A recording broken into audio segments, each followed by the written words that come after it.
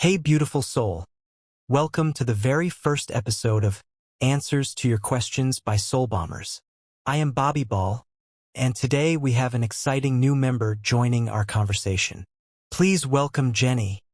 Hello, beautiful souls.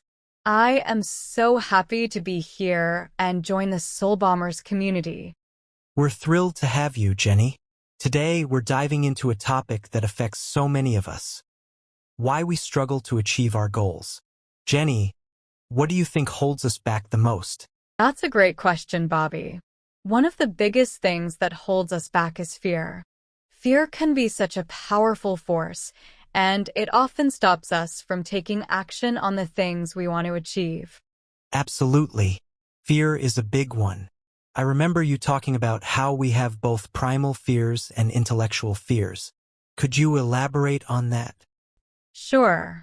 Primal fears are those related to survival, like fear of pain or death. These are less common in our daily lives. Intellectual fears, on the other hand, are the ones we face regularly: fear of rejection, failure, not being accepted, or even the fear of success. These fears are created in our minds. That's so true.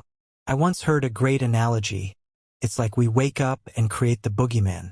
Instead of focusing on our goals, we focus on these fears, which don't even exist in reality. Exactly. And overcoming these fears requires us to realize that they are just constructs of our mind. They don't exist outside of our thoughts. I was inspired by a story about Jim Carrey that really illustrates this. He immersed himself so deeply into his roles that he lost touch with who he really was, which led to a kind of spiritual awakening. Yes, I love that story. Jim Carrey realized that if he could lose the character of Jim Carrey, then who was he really?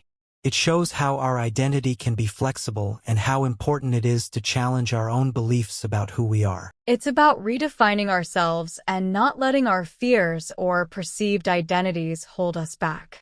We need to embrace change and be willing to step out of our comfort zones. Absolutely. So, if fear and our self-identity are the main obstacles, what can we do to overcome them and stay focused on our goals? One thing we can do is to acknowledge our fears and understand that they are just thoughts.